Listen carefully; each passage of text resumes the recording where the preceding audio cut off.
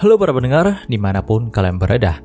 Balik lagi channel Gary Christopher. Oke, dalam video kali ini gue akan membahas tentang LN Yusa Shokan ni Makikomareta Kedo Isekai wa Heiwa Deshita. Intinya cerita dari LN ini adalah di mana ada beberapa orang yang terpanggil ke isekai, namun isekainya itu damai teman-teman. Ya, gue cukup tertarik juga dengan ceritanya karena memang udah biasa banget kalau orang yang kepanggil ke isekai itu harus melawan Raja Iblis sebagai pahlawan. Tapi sekarang kondisinya berbeda, di mana di sini Raja Iblis itu telah dikalahkan beberapa ribu tahun yang lalu. Jadi buat apa mereka ini dipanggil ke isekai? Daripada penasaran, mari kita mulai langsung aja pembahasannya. Panel cerita pun dibuka dari musim dingin dalam Jepang. Saat itu, Miyama Kaito, siswa kelas 3 SMA, sedang berjalan menuju rumahnya. Bisa dibilang Kaito adalah siswa yang cukup pendiam dan suram, karena memang dia itu merasa hidupnya dalam Jepang ini cukup membosankan. Dia juga sempat melihat ketiga siswa yang berjalan di depannya dengan riang nih. Dalam hatinya Kaito berkata, kalau rasanya cukup enak bagi dirinya untuk bisa menjadi bagian dari ketiga siswa itu. Namun, di tengah pemikirannya, tiba-tiba aja Kaito dan ketiga siswa yang ada di hadapannya itu langsung bersinar terang dan terdapat sebuah lingkaran sihir yang tiba-tiba saja muncul di bawah mereka, membawa mereka langsung ke dunia lain atau yang biasa kita sebut sebagai isekai. Dalam isekai itu, mereka pun langsung disambut oleh sekumpulan orang yang nampaknya seorang magi, seorang wanita cantik dan maidnya yang gak kalah cantik teman-teman. Wanita cantik itu langsung berkata selamat datang kepada mereka berempat. Tapi nampaknya mereka juga cukup terkejut dengan kehadiran dari Kaito dan ketiga siswa lainnya. Nah, nama dari wanita bangsawan cantik itu adalah Lilia Albert. Sedangkan maidnya bernama Luna Maria, atau yang biasa kita sebut sebagai Luna. Di sini, baik Lilia dan Luna tidak bisa menyembunyikan rasa terkejut mereka. Karena memang mereka itu hanya memanggil satu pahlawan saja. Tapi kenapa sekarang ada 4 orang pahlawan yang terpanggil di hadapan mereka ini? Terlepas dari itu semua, Lilia sebagai orang yang bertanggung jawab langsung memperkenalkan dirinya di hadapan Kaito dan ketiga siswa tadi. Ternyata Lilia adalah seorang duk yang berasal dari kerajaan Simfonia, sekaligus orang yang menginstruksikan untuk memanggil pahlawan. Namun nampaknya, mereka telah melakukan prosedur yang salah dalam pemanggilan pahlawan kali ini. Maka dari itu ada 4 orang yang tersummon dalam isekai ini. Setelah itu, Kaito dan yang lainnya pun refleks untuk memperkenalkan diri mereka masing-masing. Ternyata ketiga siswa yang bersama Kaito adalah Kusanagi Aoi, Yuzuki Hina, dan Matsunaga Seigi. Ketika mendengarkan nama Matsunaga Seigi, Kaito pun terdiam sejenak dan berpikir nih, kalau dia punya firasat, Seigi adalah orang yang menjadi pahlawan. Mengingat namanya juga yang Seigi tadi itu berarti keadilan teman-teman. Benar saja nih, setelah diperiksa, ternyata Seigi adalah pahlawan yang dipanggil. Dan ketiga orang lainnya hanya terjebak dalam lingkaran sihir saja. Jadi di sini Lilia pun langsung membawa Kaito, Aoi, dan Hina untuk berdiskusi di tempat lain, sedangkan Seigi itu akan diberi penjelasan khusus oleh para magi di sana. Panel cerita pun berpindah ke ruangan tamu kastil.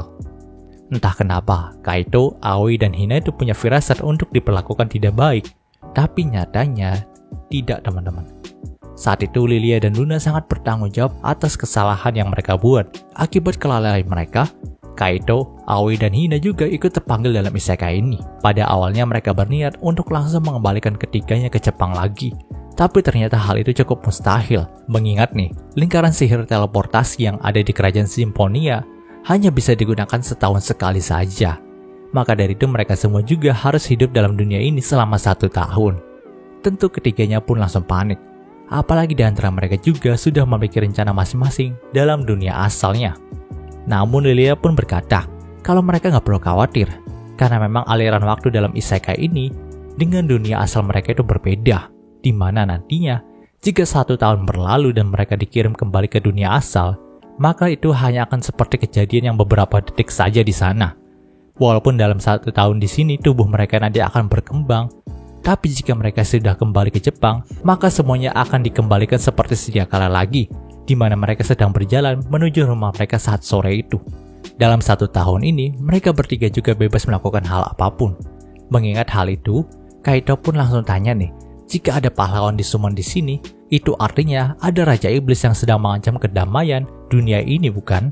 Mendengarkan hal itu, Lilia dan Luna pun malah saling menatap dan berkata nih, kalau tidak ada hal seperti itu dalam isekai ini, Raja Iblis sudah dikalahkan oleh pahlawan pertama yang datang ke dunia ini. Dan sekarang dunia ini sudah sangat damai. Tentu baik Kaito, Aoi, dan Hina pun langsung terkejut dengan hal itu. Karena bukankah jika isekai memanggil seseorang pahlawan, maka mereka juga harus membutuhkan kekuatan dari pahlawan tersebut untuk membasmi Raja Iblis. Dan hal itulah yang dia tunggu. Ya, Kaito menganggap kalau tidak jadi pahlawan pun tidak apa-apa, tapi setidaknya dia itu bisa belajar sihir untuk bisa membantu pahlawan untuk melawan Raja Iblis nantinya. Dengan begitu setidaknya hidupnya itu bisa lebih berarti. Namun nih, jika tidak ada Raja Iblis dan sudah ada kedamaian, untuk apa pahlawan itu dipanggil? Disinilah Lilia pun menjawab dengan tegas kalau tugas dari pahlawan yang dipanggil mereka selama setahun ini itu cuma jadi maskot aja bagi perayaan tahunan yang mereka buat. Ya, kerajaan Simponia selalu membuat perayaan untuk memperingati kekalahan Raja Iblis dari pahlawan pertama. Maka dari itu mereka selalu menyalakan lingkaran sihir teleportasi setiap tahunnya untuk memanggil pahlawan lagi dan dijadikan maskot. Ya, sungguh kisah yang aneh. Tapi Kaito harus menerima kenyataannya kalau isekai ini yang memanggilnya itu sudah damai. Disinilah Lilia juga menjelaskan kalau memang selama di sini baik hidup dari Kaito, Aoi, dan Hina itu akan ditanggung semua oleh mereka. Dikatakan biaya hidup mereka sudah ditetap yaitu 50.000 rira atau yang bisa dibilang setara dengan 5 juta yen per bulannya teman-teman. Dan itu juga belum termasuk tempat tinggal, juga makanan. Untuk kedua hal itu mereka itu akan menyiapkannya lagi.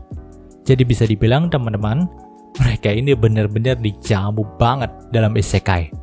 Nah, di sini Kaito juga sempat mengira kalau mungkin aja biaya hidup di sini tuh cukup mahal, maka dari itu uang yang mereka dapatkan juga banyak gitu. Tapi ternyata nih, Lilia juga menjelaskan kalau satu keluarga itu hanya perlu 4.000 rira saja untuk makan per bulannya. Yaps, bisa foya-foya. Di sini sudah jadi orang kaya mereka bertiga loh. Mereka itu hanya perlu melihat isekai ini, mempelajari budayanya di sana, dan menikmati uang juga fasilitas yang diberikan sama Lilia. Nah, di sini Aoi pun sempat menyampaikan, bukankah itu terlalu banyak untuk orang seperti mereka ini? Mendengarkan hal itu, Luna sebagai maid dari Lilia pun berkata nih, kalau mereka tenang saja. Selama ini, Lilia hanya wanita penyendiri yang tidak banyak menghabiskan uang dan hartanya. Bahkan dia itu tidak punya hobi. Jadi daripada hartanya itu tersimpan sia-sia, karena Lilia juga belum punya suami, lebih baik mereka itu menggunakannya untuk biaya hidup Aoi, Kaito, dan Hina. Apalagi juga kesalahan mereka lah yang membuat Kaito, Aoi, dan Hina itu sampai terpanggil. Tentu, Lilia pun cukup kesal dengan penjelasan dari Luna yang seperti itu. Tapi nampaknya hubungan mereka ya seperti itu. Jadi itu tidak mempengaruhi nasib dari Luna sendiri. Nah, Lilia pun berkata lagi nih, kalau percakapan mereka harus dilanjutkan di rumahnya Lilia saja. Dan Lilia pun langsung menyiapkan kereta kuda untuk mereka pulang. Di tengah persiapan itu, hanya ada Luna, Kaito, Aoi, dan Hina saja dalam ruangan. Nah, kebetulan, saat itu Kaito juga sempat tanya nih ke Luna, kenapa Lilia itu masih menyendiri padahal dia itu wanita yang sangat cantik. Mendengarkan hal itu, Luna pun berkata dengan suara yang agak lain nih, kalau memang Lilia itu masih sendiri sekarang bukan berarti dia tidak disukai sama pria lain dalam kerajaan ini. Tapi nampaknya saudara laki-laki Lilia atau yang bisa dibilang raja dari kerajaan Simponia sangat sayang sama Lilia. Maka dari itu setiap ada laki-laki yang mendekat kepada Lilia, keesokan harinya laki-laki itu langsung menghilang. Maka dari itulah dia sangat bangga juga kepada Kaito dan ia akan mendoakan keselamatan Kaito untuk malam ini. Tentu Kaito pun langsung keringat dingin ketika mendengarkan hal itu. Karena dia kan laki-laki sendiri dalam kelompok itu. Luna juga melanjutkan nih, kalau dalam rumahnya Lilia, semua pelayan mereka itu adalah perempuan. Panel cerita pun berpindah ke pension dari Lilia. Benar saja saat itu, semua pelayan dari Lilia itu perempuan. Dan di sana saat mereka ingin makan siang, entah kenapa semua pelayan dari Lilia memang terkesan gak senang sama kedatangan dari Kaito. Bahkan saat itu Kaito juga diberikan makanan kelas rendah oleh para pelayan dari Lilia. Melihat keadaan itu, Lilia pun gak terima dengan perlakuan para pelayannya terhadap Kaito. Jadi di sini, Lilia pun langsung mengumpulkan semua pelayannya di satu tempat dan mengumumkan kepada mereka semua nih, kalau memang Kaito adalah salah satu tamu kehormatannya, maka itu sama saja dengan mengangkat pedang kepada Lilia. Tentu setelah itu para pelayan pun langsung pada patuh nih kepada Lilia dan melayani Kaito dengan penuh kehormatan. Setelah mengatakan hal itu, mereka semua pun kembali makan siang bersama nih. Di tengah itu juga Lilia pun sempat bercerita tentang kisah pahlawan pertama kepada mereka semua. Dikatakan, nama dari pahlawan pertama yang mengalahkan Raja Iblis adalah Hikari. Lalu nih sebenarnya, Raja Iblis yang datang ke dunia manusia itu bukanlah Raja Iblis yang beneran dari alam sana. Karena memang nih, dalam dunia ini ada 3 alam teman-teman, yaitu alam manusia, iblis, dan para dewa. Dan penguasa dari alam iblis adalah Raja Dunia Bawah, Raja Perang, Raja Kematian, Raja Dunia, Raja Naga, dan Raja Fantasi. Nah, Raja Iblis yang menyerang dunia manusia itu bukanlah ke-6 penguasa dari alam iblis yang tadi. Dikatakan dia hanyalah preman kecil yang gak suka sama 6 penguasa tadi dan mencoba untuk menguasai alam iblis sendirian nih. Namun sialnya dia itu gak bisa melakukannya. Maka dari itulah dia pergi ke alam manusia dan ingin menghancurkan alam tersebut sebagai gantinya. Ya, sungguh lucu mendengarnya sih. Tapi itulah yang terjadi dalam dunia ini. Walaupun lebih lemah daripada 6 penguasa alam iblis tadi, tapi tetap saja Raja Iblis yang menyerang alam manusia itu sangatlah kuat daripada manusia itu sendiri. Maka dari itulah umat manusia mulai menderita pada saat itu. Dan sayangnya nih, ke-6 penguasa itu juga nggak terlalu bisa membantu umat manusia kala itu. Karena memang setiap alam itu punya prioritas dan otoritas masing-masing. Jadi mereka itu nggak bisa langsung menyeberang ke alam manusia dan menghajar Raja Iblis itu seenaknya aja. Ketika melihat kekacauan itu, para dewa pun langsung mengirimkan sebuah lingkaran sihir pemanggil pahlawan untuk mengalahkan Raja Iblis yang tadi. Dan ternyata nih, lingkaran sihir itu jatuh kepada kerajaan Simfonia.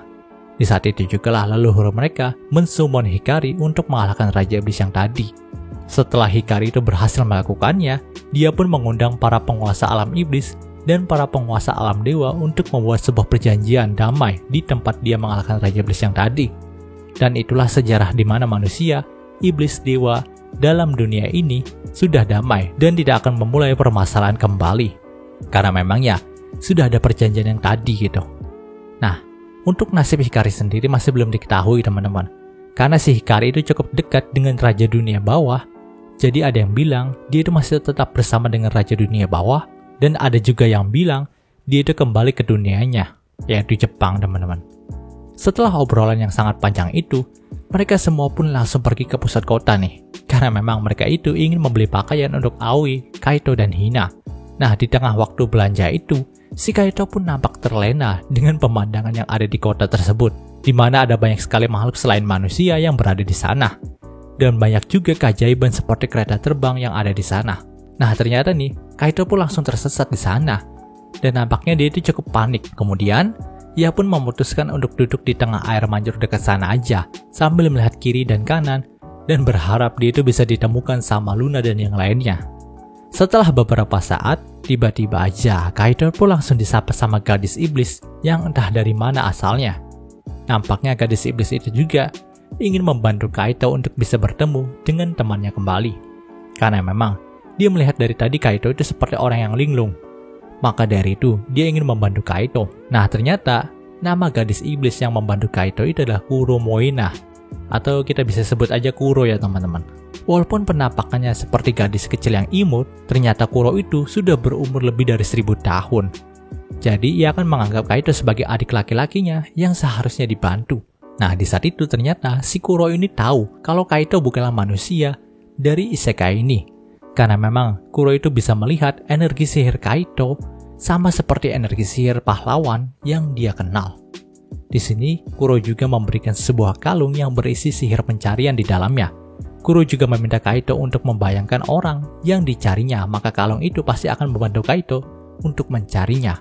Setelah itu, Kaito pun berterima kasih kepada Kuro, dan benar saja teman-teman. Saat dia berkonsentrasi, dia itu seperti sedang dituntun oleh garis petunjuk dari kalung tersebut untuk menemukan keberadaan dari Luna. Ternyata nih, Luna juga sudah mencari Kaito kemana-mana dari tadi, tapi anehnya, Luna itu tidak bisa menemukan Kaito, malah Kaito sendiri yang kembali kepada dirinya. Setelah pulang, Kaito pun bercerita mengenai pengalamannya itu kepada Aoi, Hina, Luna, dan Lilia. Ya, mereka juga sempat terkejut dengan pengalaman luar biasa dari Kaito yang tadi. Nah, di sini, Aoi juga sempat berbicara empat mata sama Kaito nih. Dia itu sangat heran kepada Kaito, kenapa Kaito itu masih bisa tenang sejak dia terpanggil dalam isekai ini. Kenapa Kaito itu nggak pernah panik sedikit pun saat dia tersesat di kota yang tadi. Dan kenapa Kaito itu masih bisa mudah percaya gitu aja sama Luna dan Lilia. Bisa aja kan Luna dan Lilia itu berbohong dan berniat buruk kepada mereka. Mendengarkan semua pertanyaan itu, Kaito pun diam sejenak dan berkata, kalau dalam Jepang, dia itu hanya seorang murid SMA yang sangat suram. Dia juga tidak menemukan hal baik dalam dirinya. Tapi walaupun begitu, dia masih tetap hidup dan menjalaninya. Kalaupun memang dia terbunuh ketika dalam isekai ini, dia hanya akan menganggapnya sebagai kurang beruntung saja. Itulah pemikiran simpel yang terus membuat Kaito tetap hidup dan tetap tenang walaupun dalam situasi yang aneh seperti ini. Nah, pemikiran seperti itulah yang tidak dimiliki sama Aoi dan Hina. Nampaknya mereka masih belum bisa beradaptasi dengan situasi mereka yang sekarang. Kenyataan bahwa mereka itu telah terpanggil dalam isekai tanpa sengaja. Tapi di sini, Aoi pun sempat menanyakan pertanyaan terakhir kepada Kaito nih. Jadi apa yang ingin Kaito lakukan selama 1 tahun dalam isekai ini? Kaito pun hanya bisa terdiam dan belum bisa menjawab pertanyaan itu. Sementara itu, dalam ruangan yang berbeda, Lilia dan Luna pun sedang berbicara empat mata juga. Nah, di sini Lilia pun heran. Kenapa Luna dan para anak buahnya itu bisa kehilangan Kaito dalam kota tadi? Padahal, anak buah yang dikirim untuk mengawal tadi bukanlah anak buah sembarangan, tapi sebuah pasukan khusus yang disebut sebagai bayangan. Mendengarkan hal itu, Luna pun berkata kalau mungkin aja ada orang yang sengaja memasang sihir penghalang kepada mereka semua. Maka dari itu, mereka tidak bisa menemukan Kaito dimanapun. Di sini, Lilia pun menerima alasan itu, karena hal itu adalah alasan yang paling masuk akal nih. Ya, dia percaya kalau Luna dan para bayangan itu sangat kompeten gitu. Jadi mereka itu nggak mungkin sampai kehilangan Kaito gitu aja. Lalu si Lilia juga sempat memeriksa kalung yang diterima oleh Kaito dari iblis yang tadi. Dia cukup terkejut nih, karena memang dalam kalung itu terdapat kekuatan sihir yang sangat luar biasa. Kekuatan sihir dalam kalung itu hampir sama dengan kekuatan sihir dari harta karun nasional. Jadi kemungkinan besar, iblis yang ditemui oleh Kaito bukanlah iblis biasa. Dan cerita di part ini pun berakhir. Oke, mungkin segitu pembahasan singkat untuk cerita isekai kali ini. Jika kalian suka video ini, jangan lupa untuk like, comment, dan juga subscribe dan juga share agar gue lebih semangat dalam membuat video dalam channel ini. Terima kasih telah mendengarkan sampai detik ini. Gue Gary Christopher, signing off.